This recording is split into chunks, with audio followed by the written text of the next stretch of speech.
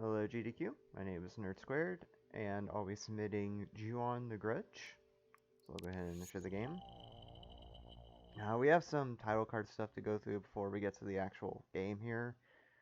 So I'll go ahead and explain a little bit about the game. This is actually a licensed game, because it is based off of the Japanese horror movie series titled Ju-on.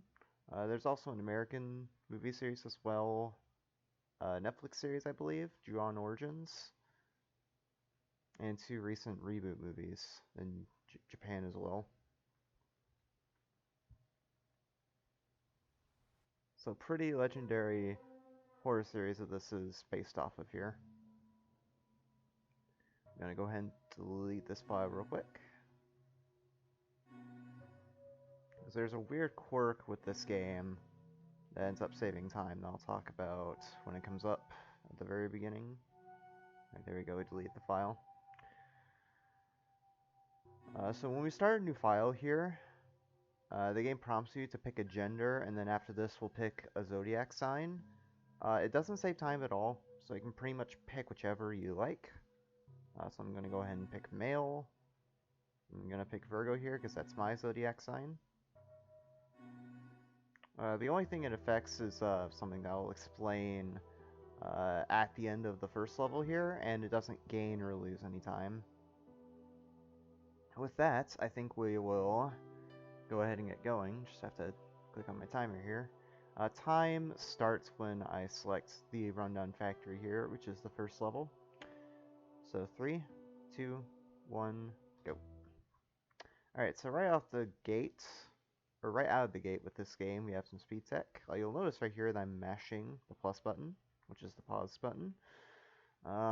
At the beginning of every level in this game, there's an opening cutscene that introduces you to the area, but you can, if you just mash the plus button on a file that's already completed the game at least once, even if that file is deleted, oddly enough, you can skip the cutscenes, which ends up saving several minutes, probably 3 or 4 minutes over the course of the run. So after we get that jump scare from that little kid, we're going to go over to the right here and pick up this battery. Batteries serve as your health in this game, as well as a power source for the battery. If the battery ever runs out completely, you can see that little meter in the top bottom left. If that meter runs out completely, then it's game over, and you have to start the level over from the beginning. The kind of scary thing about this game for speedrunning, and especially for a marathon, is that there's no checkpoint system, as I just said, so you game over. So if you game over, you have to start the mission over. That being said, I'm pretty consistent at this game, and most of the QTEs, which is something we'll get to in a second, are pretty easy, so you don't have to worry. Actually, don't have to worry too much about that. I also went in that locker just a second ago to grab a newspaper fragment. The category I'm doing for this submission is going to be true ending. In this game, there are 4 main episodes, and across each of those 4 levels, there's a total of 17 collectibles scattered throughout them. There's 3 newspaper fragments in this level. In the next level, which is the hospital, we'll get 6 scribble fragments. In the third level, which is the apartments, we will get 3... I think it's 4 diary fragments. And then in the last level, which is security guard's ordeal, we'll get 4 torn up family picture pieces. And just saw our first QTE there. This is one of those games that features quite a lot of QTEs, so that's something you'll see throughout the run. Basically, you just have to swipe the Wii remote in the direction of the arrow. It's pretty simple. I'm gonna try to do a skip right here. It doesn't save much, but still worth it. Definitely worth it to do. Normally, at that little part where I like moved around the barrel, there is a cutscene where a character named Toshio, right there, jump scares you. But if you just walk around the barrel like I did, you can avoid the trigger for the cutscene. Saves around 6 seconds. I'm grabbing this warehouse key because it's necessary to progress. You'll see me move the cursor kind of gingerly here. This game is on the Wii, of course. The thing about it, though, which is part of what makes this game awful, and a good candidate for the awful block, I think, is that the motion controls in this game do not respond very well. There are some times where even if I'm like at a reasonable distance from the sensor bar like I am right now, the cursor will just drift off in the left field, and it can lose a few seconds. And with where this game is now, it's definitely kind of annoying if that happens. And to go back to what I was talking about earlier with batteries, as I said, they serve as your health, but they, at the same time, they take a bit of time to pick up, as you've seen a few times. Whenever you pick up an item, batteries included, it plays an animation where it shows you what the item is that you picked up. And that obviously takes a few seconds to go through. So the way we optimize this run is to try to pick up the least amount of batteries that we possibly can and still finish the level safely. In most cases we pick up 2, but in this case we actually only pick up 1 because the level's so short you can just barely make it through without getting a second extra battery. And with the fact that we have to go out of our way to get these collectibles, it's a little tight in this first level, but it should work out okay. For marathon safety strats, though, in this first level, I'll probably end up getting an extra battery just in case. Because it's marathon, you never know what could happen. So we're going to go pick up this key. Or we're going to try to go to the elevator to exit the level. But some ruckus downstairs causes the elevator to break. And conveniently, for the room we need to go to, the key is right here. Very nice of the ghosts here to put the key there for us. So we have to go downstairs to fix the elevator by grabbing a power switch in this room that's off to the side, so we can then put it in this machine that'll let us fix the elevator. You also notice, probably, that it's really dark here. That's just the game. The game has a lot of dark areas in order to add to the ambiance. Movement outside of the cursor as well is a little weird because you use B to move forward, as you're seeing here. Whoa, come on, go back here. Probably was a bad time to show that, but you use B to move forward, and you use down to move backwards, which is kind of awkward, but it's okay. And I'm gonna knock this game throughout the run for being bad, but there's actually some pretty cool things that it does. A lot of Wii games do this, but there's some points in the game where audio will play through the Wii remote speakers. In fact, you might hear it in my microphone in a few parts, so you'll see that a few times. So yeah, we're gonna get our last fragment here. It's in this bottom drawer. So yeah, that's 3 down, 14 more to go. You also notice occasionally they'll do this little quick turn. If you flick the Wii remote to the left or right, the character will do a quick turn in 180 degrees. So we do that throughout the run for some movement optimizations. Like right here, I do a quick turn after grabbing the power switch. And you'll see me kind of moving backwards a tiny bit before quick turning. In order to quick turn at the earliest possible moment, I kind of hold back or down on D-pad to during cutscenes, like when I'm picking up an item, as you saw a second ago, just to judge when I'm able to gain control, which tells me, hey, you can quick turn now.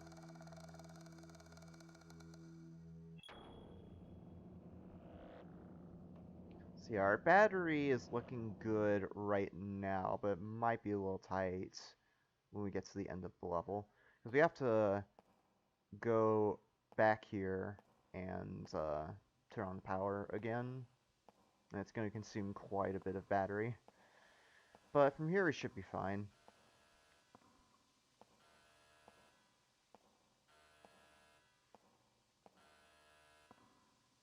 Alright, so we'll go over here, put in the switch. Bada boom.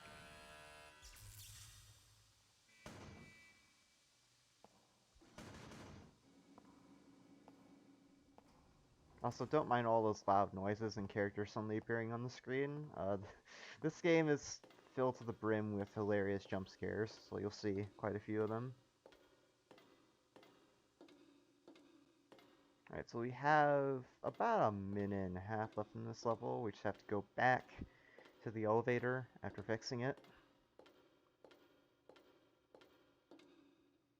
The QTEs, we'll get a few QTEs here. Well, just one, actually. Before we arrive at the elevator. And, the QTEs in the first couple levels are pretty easy, but there's some later on where you have to move the Wii remote all over the place and basically just flail your arms around like a dingling. So you might see that later in the webcam. And whenever there's a QTE that's about to happen, I generally, well, most runners generally waggle the Wii remote like you're kind of seeing me do ahead of time, so they can get the QTE as early as possible in order to try to not fail it. So yeah, our battery is very good at this point. It just got to the red, but we still have plenty of room left. Let's just do a quick turn here, interact with the button, and we're out of the first stage. Or episodes, as they're called in this. Real quickly, while we're in this ending cutscene, I want to explain the lore a bit. So, the premise behind the Ju-On series and this game is, put short, there's a series of murders that happened in a house owned by a family known as the Sakis. And because they died in such a sudden and violent manner, they have come to haunt the house that they used to live in. And so anyone who enters the house from then on will get tormented by the spirits of the family until they eventually die or disappear. And we'll see that a few times in this run, because that's the eventual fate of all these characters here. And that, by the way, is the only thing that the gender and zodiac sign affects. You get basically a score at the end of every episode that tells you how you did. Now, the sissy meter goes up depending on how long you've been in the level, and the scare meter goes up depending on how much you've moved the Wii remote around. And for the most part, you'll just see the scare level go up. We hardly ever move the Wii remote cursor in this run because we don't need to, except for when we need to do necessary motions like quick turning or moving the camera. So anyways, I just explained the Ju-On curse. In this game in particular, we'll play as a family of 4.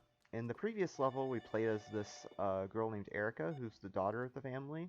And here we're playing in the hospital as Mika, or Miki, one of the two, who's the mother of the family.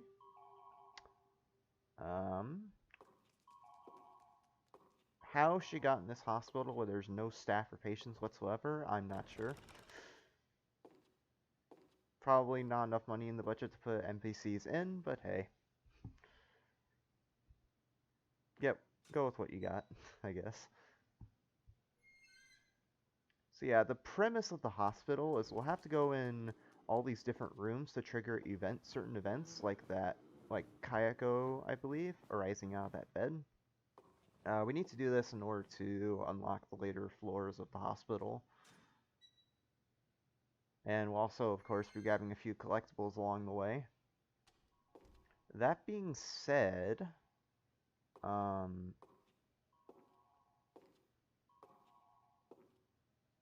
this level is probably the scariest level for true ending, because I explained before about how game overs are dangerous. This level loses the most time for game overing, because in a full run, this level is about 16-17 minutes with the collectibles that we'll be getting. So it's definitely a little spooky, but we'll get through it, I promise. So I'll activate this TV, and then quick turn, which will activate a QTE where we get a collectible. And this introduces a new type of QTE. Instead of just waggling the Wii remote like I've been doing before, you just have to aim the Wii remote at the circle, as the game just said on the screen. It starts out pretty easy, but in later QTEs, the cursor, or the circle you have to aim at, will get really small and move really fast in some cases. There's generally some pretty spooky scenes with those two.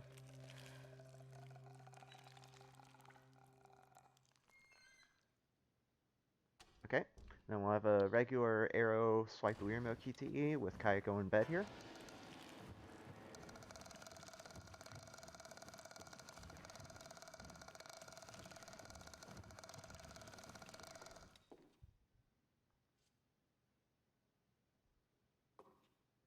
There's our first scribble fragment. And we'll get the heck out of here. I mentioned before about going in certain rooms to hit triggers in order to access later parts of the hospital. There's another key case of that here after this cutscene. You need to go over to these two rooms off to the side. And we don't do anything in these rooms. We just need to trigger certain events in order to access later parts of the hospital again. And in this case, we just need to trigger Kayako's hair, which is under one of the doors at the end of the hall here, in order to, and then enter the room and exit in order to go back to get a certain collectible in the phone room we were just in a second ago when we grabbed the battery. So yeah, there's Kayako's hair there. We're gonna go in the room. Oh, that's an example there of the motion controls wigging out. Because depending on how far or close you are to the relative to the center bar, the motion controls with the Wii pointer can be a little sensitive. Even with Wii Motion or Wii Remote Plus, like I'm running with right now. Get a nice up close look with Toshio, who's the little boy of the family who got killed in the murders I talked about a second ago. You see him meowing there. Because fun fact from Ju-on lore, he was killed alongside his family cat, so their spirits kind of fused together. We get a little scare with him there to get another scribble fragment, and we'll get the heck out of here again.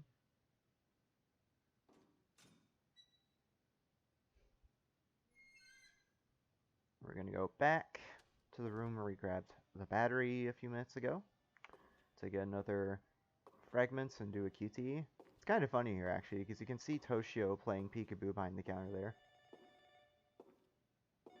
Although he stops when you get up close to him. Alright. Go here, get the phone. We'll hear the infamous Ju-on death rattle.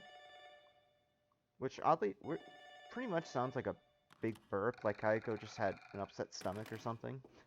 Kayako being the main woman that kind of haunts all of her victims.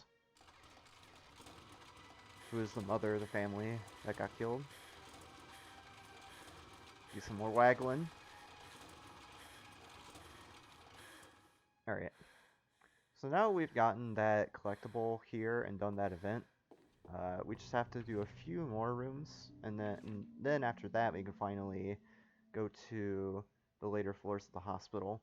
And these later floors of the hospital is really where the length of this chapter gets, like, ballooned out.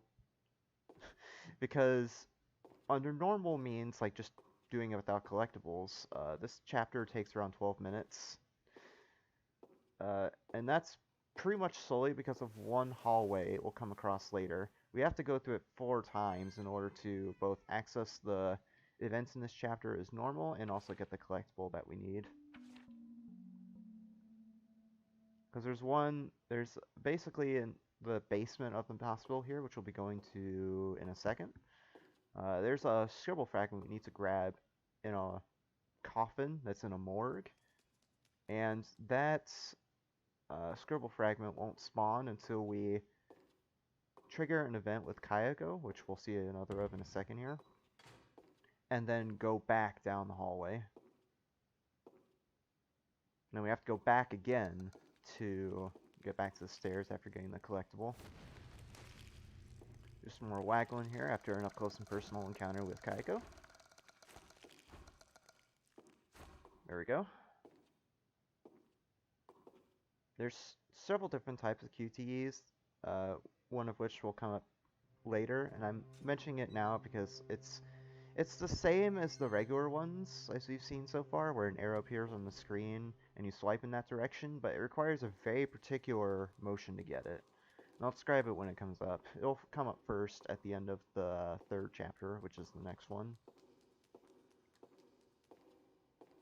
So yeah, this upcoming part where I go to the morgue to get another collectible and access or trigger story events as normal is going to be probably the best part for donations for the actual run if this gets accepted, because it's pretty lengthy. Like I said, about 3 minutes straight of just going down this hallway in total.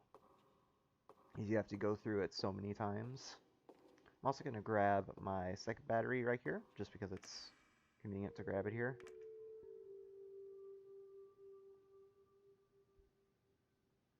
Alright, we'll go to the morgue.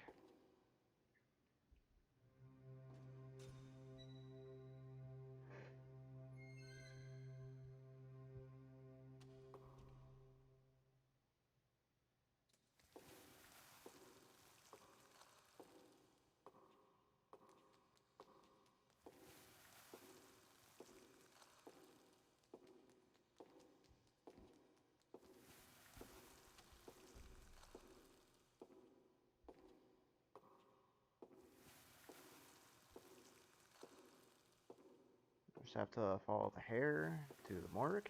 Pretty straightforward path. You literally just walk straight forward.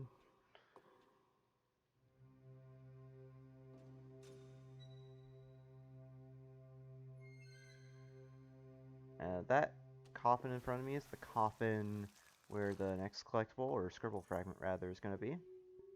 But we have to trigger this event with Kayako that you'll see once we get to the end of this hallway in order to grab that scribble fragment.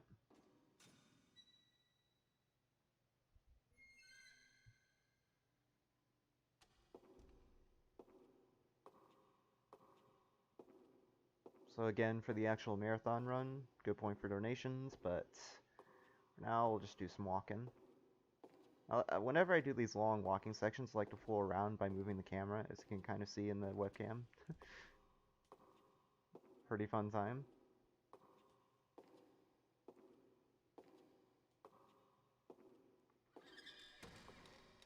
So we're gonna go ahead and try to open this door. But uh-oh, Kai goes after us. We're gonna have to shove this gurney out of the way to get through.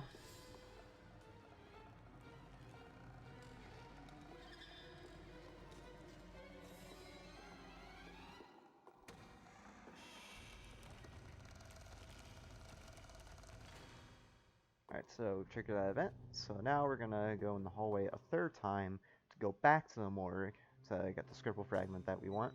Again, there's 6 we'll have to get in the hospital, and this is the 5th one. The first 4 that we grabbed were all in that first section, where you had to go through all the different rooms to hit triggers.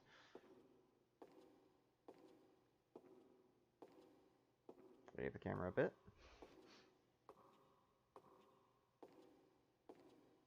Nice thing about this run is that it plays with just one Wiimote, and that's it, so you can play this entire game one-handed.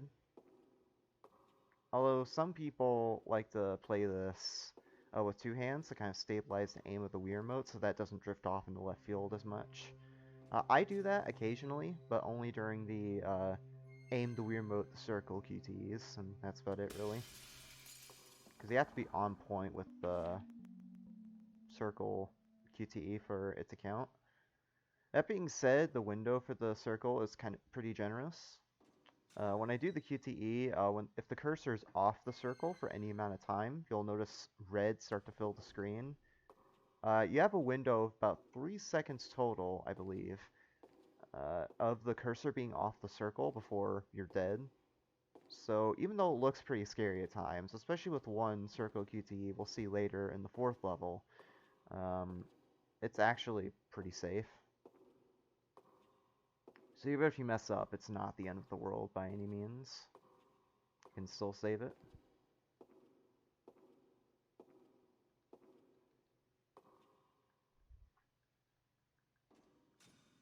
Alright, so we have 5 collectibles, got the key to the roof. So we're gonna go back up. Oh, cursor, what are you doing? Hi Toshio, how you doing? Alright, bye friends. That's what I mean about the scares being hilarious in nature. There's some pretty good ones. You might see me kind of swipe the Wii remote to the right or left rapidly. That's just to get the cursor back in focus if it ever drifts off for any reason.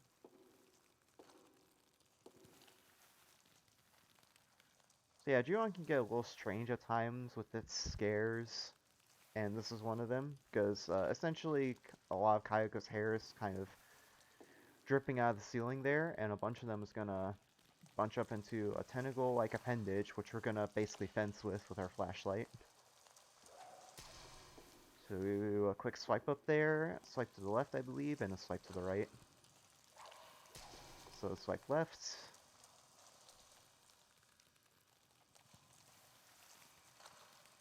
And swipe right, there we go. That's it for that QT. This run so far has actually been pretty good. In my personal best, which is also the world record, I made a 20-second mistake in this chapter, or episode, level, wherever you prefer to call it.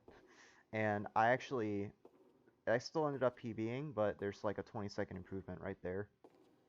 So I don't want to jinx it right now, but there's a decent chance this run could world record if it goes well. Not if the cursor goes out of left field like that, holy moly.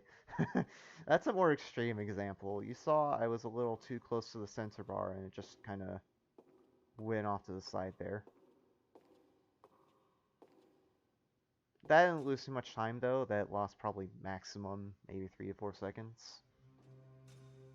I also want to point out the really dramatic door opening animations. Eat your heart out, Resident Evil. We'll see quite a few of those because there's a lot of doors in this game that we have to go through. Especially in True Ending because of some parts we have to go out of our way to get collectibles. And there's one last collectible we have to get. It's behind the Skirny, which will magically throw itself off the building. There we go. The last collectible is just hiding here behind this machinery. Go ahead and grab that, and we'll make our exit.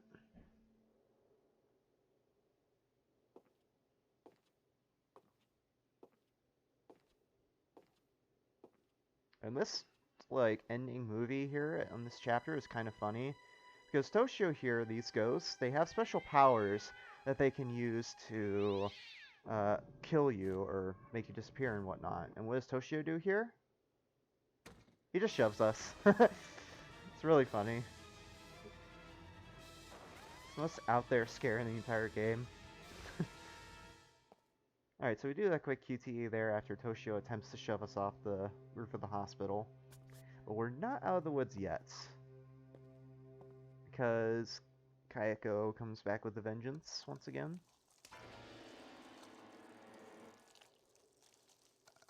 If you haven't watched the Ju-on movies, by the way, I definitely recommend it. Especially the Japanese movies are pretty good. Alright, and that's the end of Hospital. So far, we're at 10 out of 17, or no, 9 out of 17 collectibles. So we got 4 in the next level, and then 4 in the next level after that.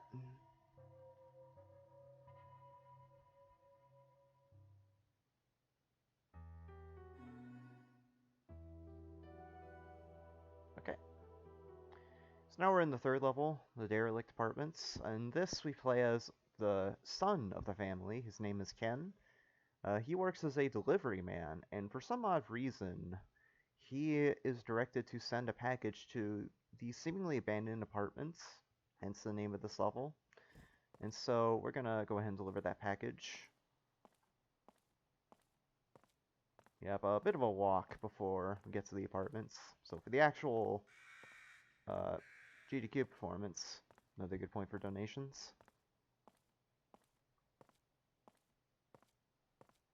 And this level in particular, I mentioned before about this game being very dark. This level is the most egregious example of that because there's a lot of... the game's levels are pretty linear, but because the game is so dark at times, it's still pretty hard to tell where to go. But once you play it a few times, you get a pretty good handle of it. This game is no big sequence breaks or anything, it's just straightforward movement pretty much. So a lot of the optimizations is, of course, the batteries as I talked about before, and just knowing where to go. Now, I didn't grab a battery there. I'm going to wait to get it until a little bit later, when it's a bit more convenient. We are, however, going to get a couple of collectibles in here, which for this level is going to be the diary fragments.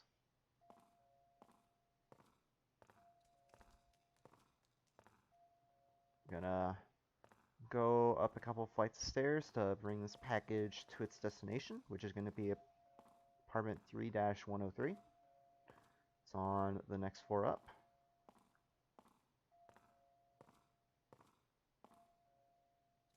I also want to point out really quick, I pointed out a couple of things in the first level about how this game is bad. Another big one is the walking speed. It's probably the slowest walking speed in any horror game I've ever played. I mean, it makes sense because it's literally meant to be a simulation of like walking through a haunted house, but even then, it's still not great.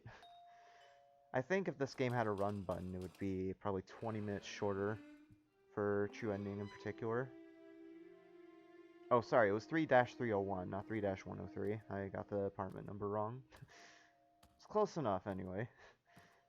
So you just have to go over to this closet to grab that padlock key. If you're quick enough, and if you're, like, at the very edge of the door, you can kind of grab the padlock key from behind the door. Get another QTE here. Get the shocking reveal. Kayako's in our package! Who could have thunk it? This introduces us to a new type of QTE that's new to this, as of this level, and I'll go ahead and explain it after I do it, because it does require a bit of concentration.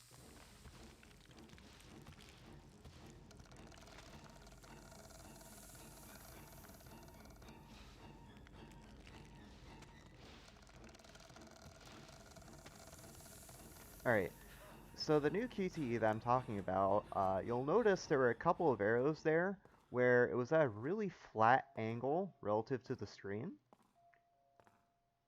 That's what I call a jab or a poke QTE, because to do the motion for that is to like jab the Wii remote back and forth like I'm doing right now, and you'll get the QTE.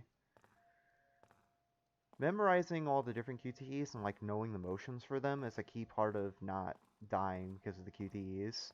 Because like the battery routing, it's pretty well optimized at this point, but the QTEs can definitely still get you if you're not as experienced with the game. For this run, I'm going for an estimate of around 110 just in case a death does happen. Well, ideally this run should be under an hour, just about. Because the world record that I have is around 56 minutes. So we'll get that spooky event with Kayako and then interact with the drawer again to get another collectible.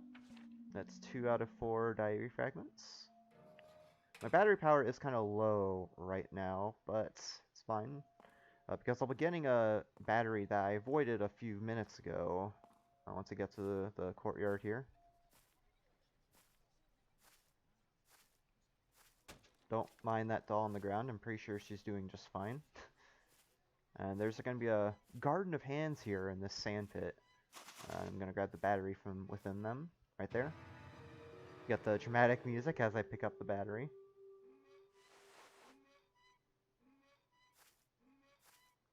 Oddly enough, when I go to use that padlock key I grabbed a few minutes ago to open this gate, there is no door opening animation for it. It just opens. Which is nice because we don't have to sit through as lengthy of an animation. It just opens like that. Alright, so we're going to grab another collectible here once we get to the apartments. Or in this next apartment, which is room 2102, or 2-102. But to access that room, we're going to have to get another collectible here, so we're going to go up one set of stairs to get the key. We're going to get a pretty nice jump scare once we get to that point.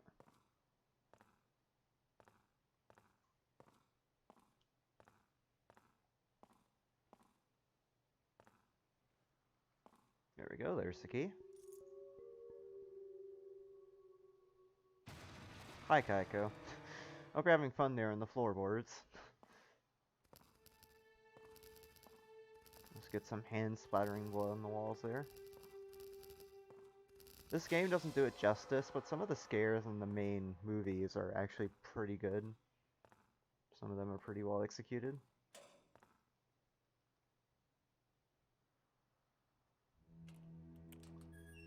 Alright, so we're going to grab a collectible here. It's kind of tricky to grab because it's up in the rafters, so I do have to be careful with my weird motions here as I go to grab it. Otherwise it'll drift off in the left field like that. And we're on somewhat of a timer. After maybe about 20 seconds here, just about, Kaiko is going to come in this room and attack us in order to initiate another QTE. So we just have to be sure to grab the QTE before, or not the QTE, but the collectible before that happens. So we go to the closet here to activate the QTE. And it's the creepiest looking QTE in the game because we're going to get an up close and personal look with Kayako here. And her eyes are going to roll back into her head in a very creepy manner. Alright.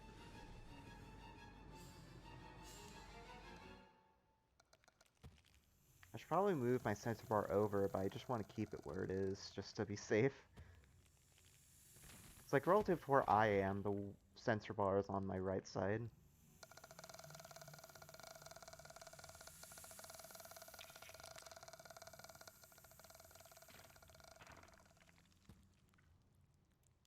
Alright, we're gonna get... There's no QTEs after that one, but we do get a nice little bit with Toshio invading our privacy.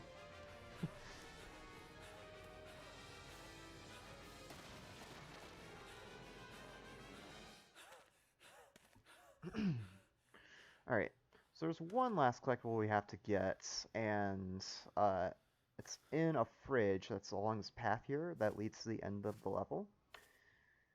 It's a little trickier to grab than the last one, because the last one, it's pretty clear where it is. It's just kind of a tricky angle to grab. But for this one, the interact hitbox is really finicky, so you have to hit it at a particular spot in order to interact with the door. It went pretty well there, though, so I'm happy with that. Right. We'll get quite a few of those pointing or jab QTEs, as I explained before. But otherwise, that's a pretty straightforward sequence of QTEs.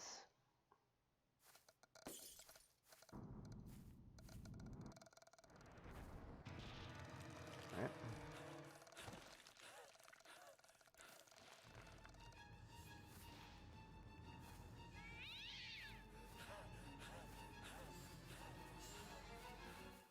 One last sequence of Kayako here, and we'll be done with the level.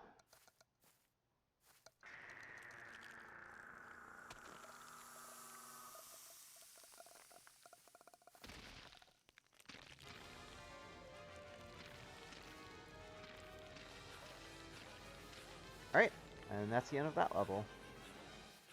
Also, I like Ken here at the end of this chapter or episode because he makes a classic horror movie character, or horror media in general, character mistake of turning around right when he's in safety.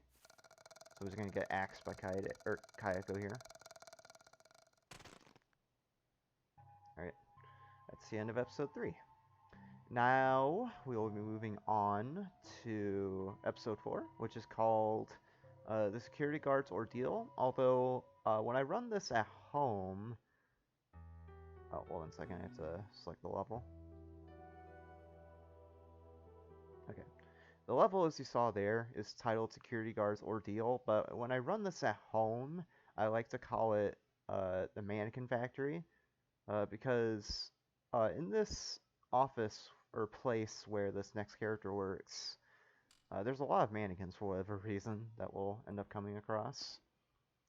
So for this level we play as Hiro, who is the father of the family, even though all the hand and flashlight models look the same between all the characters. He works as a security guard as this, I guess it's an office building, and he sees, in a moment similar to the movies, if you've ever seen the movies, he sees Kayako in one of the security cams, so he goes out to investigate what's happening. This level is kind of special in terms of the collectible grabbing like I've been talking about, Because unlike the other levels where the collectibles were optional, in this game in this level rather, you have to actually grab or go out of your way to grab required collectibles. At the end of this level, there's a door that requires a 3-digit PIN code to be able to open, and we have to grab each individual digit of that PIN code throughout this level, in addition to the other collectibles we'll be getting. But I know the location for all of them, so it'll go swimmingly. The first diary fragment rather, is going to be in the side here, if the cursor doesn't wig out, in the side room. And the next one is going to be in this very same room. It's in this set of cubicles off to the left after I get out of this room. Yeah, the scribble fragment, or diary fragment, is just hanging out in this locker. Oddly enough, similar to the newspaper fragment I got in the first episode.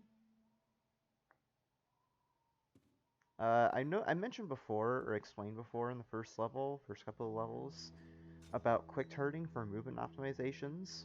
There's some cases where quick turning is a little slower than just manually turning the camera like you saw me do just there. So I'll typically do that instead of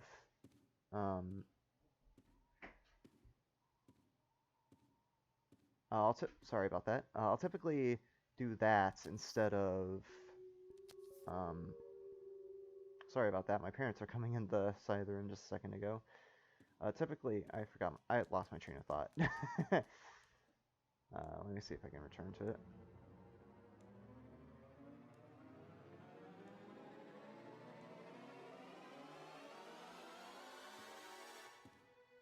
Oh yeah, quick turning in some cases just is slower than regular turning, so I'll do that instead of quick turning. So yeah, after we grab that collectible or pin code digit, there's diary fragments or torn up family picture fragment over here. Get a nice jump scare with Toshio, because why not?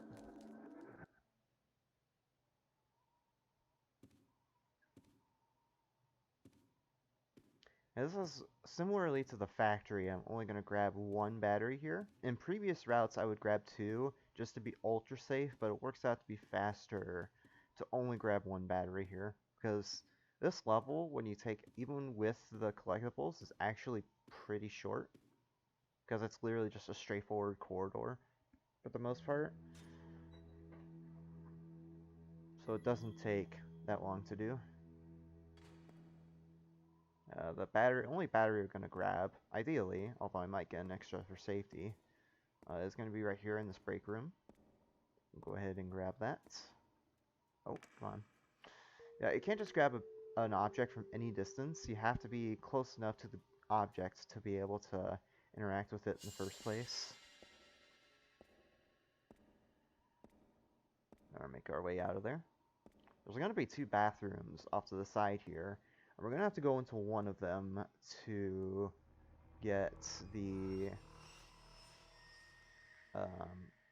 what's it? The pin digit code, yeah. Pin code digit, I mean.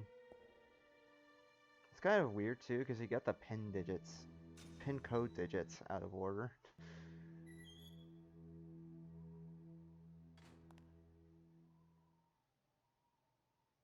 Sometimes as well, the screen will black out there. That just happens sometimes when the game loads a room after going through a door. Alright, we have the hardest, we're going to have another one of those aim at the circle QTEs here, but it's the hardest circle QTE in the whole game, so I'm going to concentrate for a second here.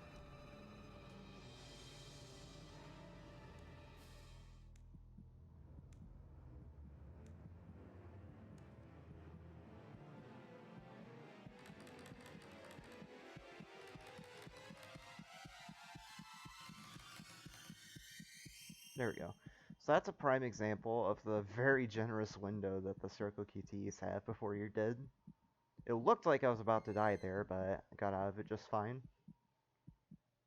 Alright, so Kai escapes the bathroom, so we're going to go ahead and grab the second pin code digit, or pin memo as they're actually called. I'll go out the bathroom. Toshio's gonna vibe here in the corner of the mirror. The majority of his jump scares in this game actually are just darting in and out of the screen. It's kind of weird.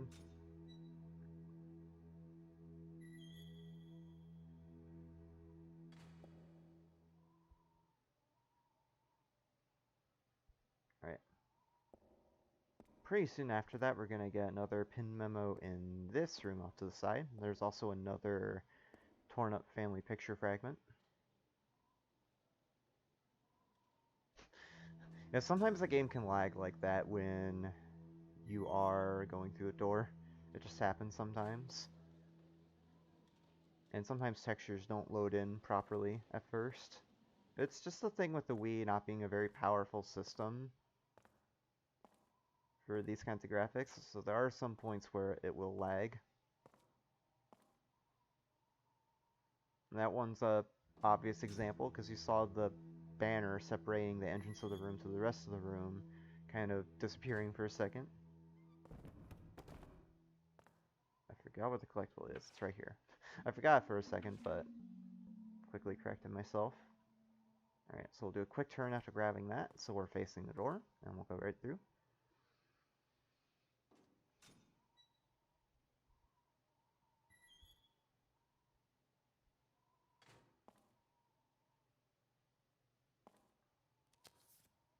We'll grab our third and final pin memo. We have all the digits for the codes, and now we just have to get to the end of the level. After this QT with Kayako.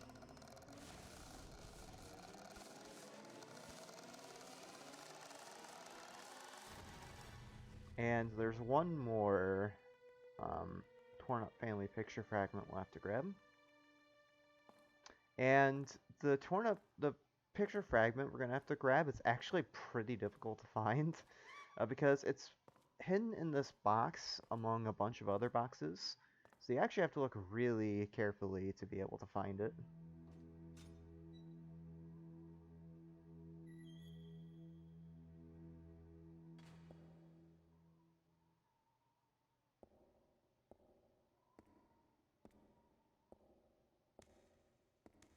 It's going to be at the end of this hallway here, but we have a bit more walking to do.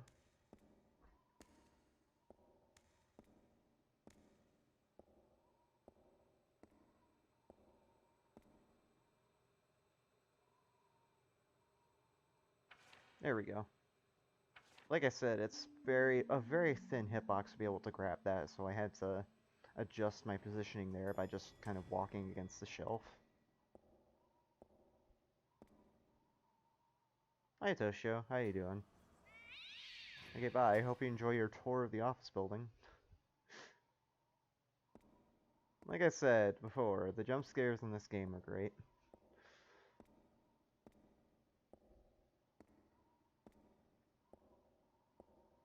So we have all the collectibles now. We have all the keys. Or we have the key to open this door, so we're going to go ahead and enter it. No more collectibles we have to get throughout the rest of the game in this run for right now, which is nice. From here on out, we can basically just focus on movement. We're going to go in this room to activate the power, which Kayako turned off at the beginning of the episode. And after this, not like immediately after this, but once I exit this room, is probably the hardest section of QTEs in the entire game. And I'm really hoping that goes well, because again, the death is pretty costly, but in this level in particular, it's not too bad. You probably only lose maybe 8 minutes. I may estimate more than accounts for that.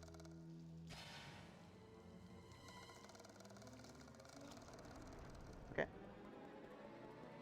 What makes this upcoming QTE sequence so hard is that the arrows are going to appear in a bunch of different directions all at once. So you'll see once I get into it that I basically have to fling the Wii remote around like a madman in order to be able to hit the prompts. So hopefully these go well.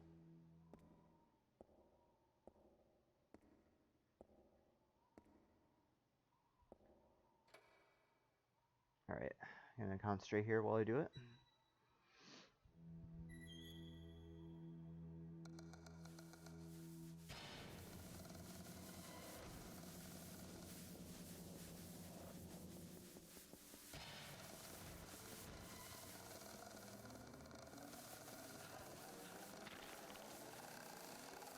There we go, got all the QTEs. So we are good.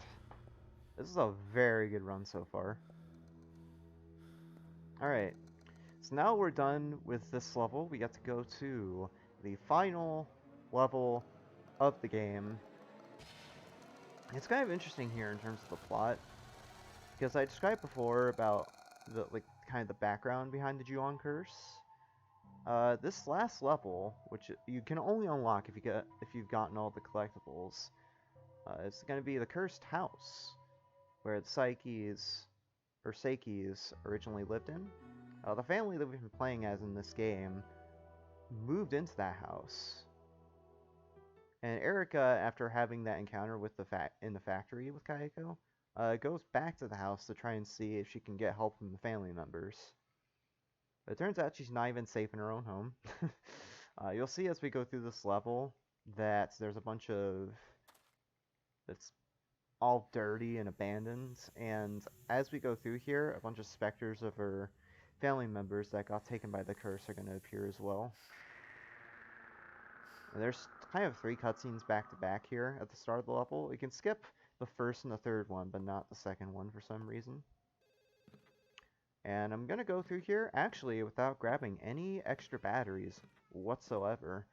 There is one battery in a bathroom that's kind of in that small hallway I walked past, but it's really slow to get it. In fact, it's actually 40 seconds slower if you do grab it, because you have to go through 2 animations of opening and closing the door like this, or of opening the door like this, I mean. And you also have to like move the camera really slowly to grab the battery, and then you have to like do a quick turn to get out, and it's really slow.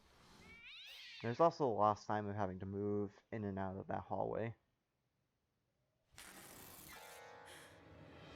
So after Toshio gives us a good scare here, we're going to grab this key, which we're going to need to access a room in the basement, or in the bottom floor of this house, where we grab another key to get to a room in the top floor. A lot of going back and forth in this level to grab keys. So we'll see a bit of that.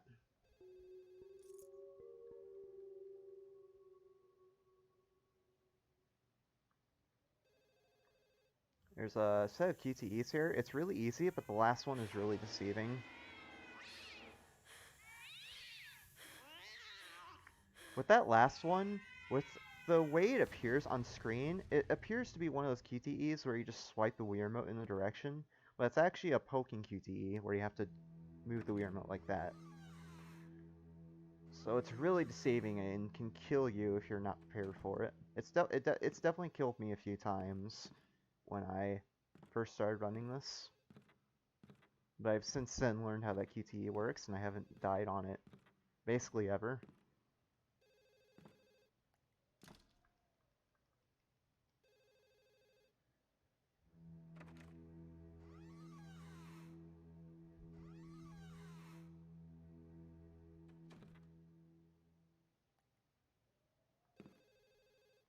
Get a little scene with Toshio here. This level itself is pretty short, but the game inserts a bunch of cutscenes showing you different encounters with the ghosts. Toshio's gonna be spooky cat here, meow at us.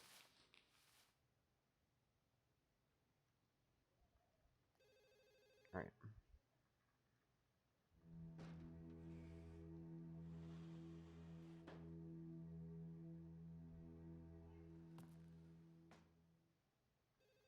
So I have to go in this kitchen, grab the key.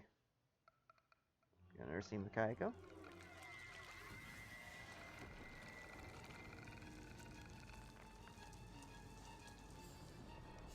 Okay. I thought there was going to be another QTE there, so I started pointing the Wii Remote back and forth again. And then there ended up not being one.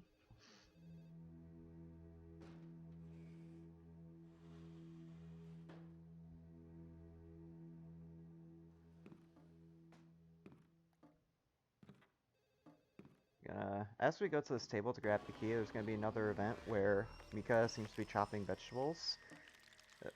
I've tried looking into maybe avoiding that cutscene as I grab this key, because it would be a nice, like, maybe 5-10 second time save, but I haven't found a way to do that, because the trigger is really close.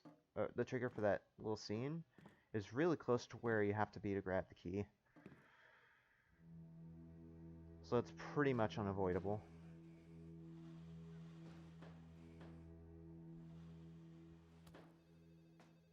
Alright, so we have the key to the upstairs now, so we're gonna go back upstairs. There's a phone call that's gonna happen here, but we don't have to listen to it. It's just unnecessary to progress with the level.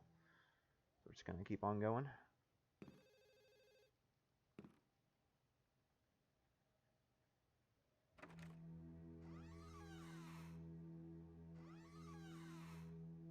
Yeah. I'm going through this level pretty fast, because, you know, it's a speed run. But when you're playing this level blind, it is a nightmare.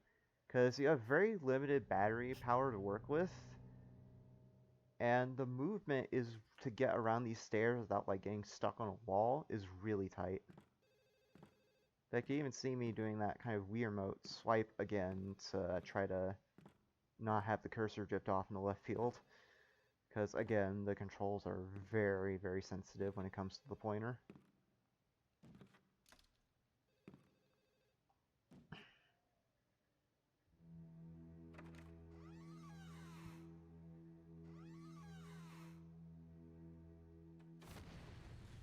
Nice little flashback there. The cursor drifted off in the left field for a second, but that's alright.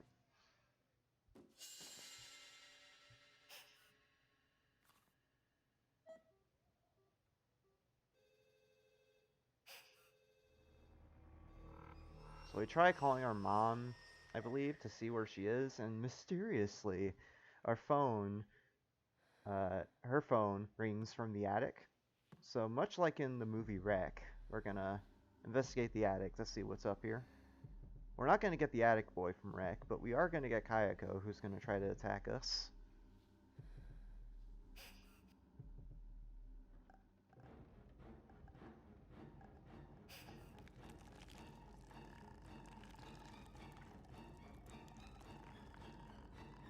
Alright, so that's the last QTE of the game. We're done. No more chances to die, so we're pretty much good to finish. And with the pace we're looking at, I think we might actually get a world record with this run, which is pretty insane for a AGDQ submission. Pretty nuts. Alright, so after we get that event with Kayako where she pushes us out of the closet, we're going to go downstairs because we think Ivy is down there, when really it's Kayako imitating our dog's barks in order to lure us down here. And time is when the screen fades to white after this QTE is over. Almost missed that there, which would have been scary. 56:27, which is indeed a world record. That was a very, very nice run for a submission. Not too bad at all. Now, when I started running this, I had times of like an hour and 20. Because I would end up having one or two deaths here and there. So, it being below an hour now is really cool to see. So yeah, that's you on. We'll get a little ending sequence and some credits here.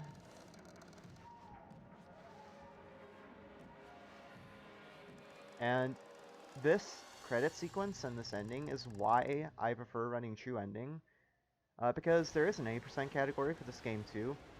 But the thing with any percent is that it basically ends basically at the end of the security guard's ordeal, and the way that level ends, and therefore the way any percent ends, is kind of, it just feels off to me, like very abrupt and sudden with no proper ending. With this game, with this category, you get an actual ending to the game, and you also get to see more of the game because you get to go through an extra level. So I prefer to run this category for that reason.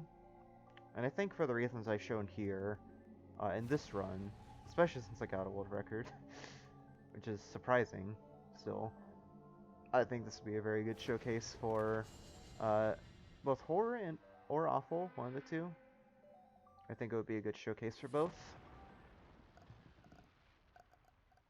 Yeah, that's my submission of Ju-on for AGDQ 2022 online. I hope you consider my run.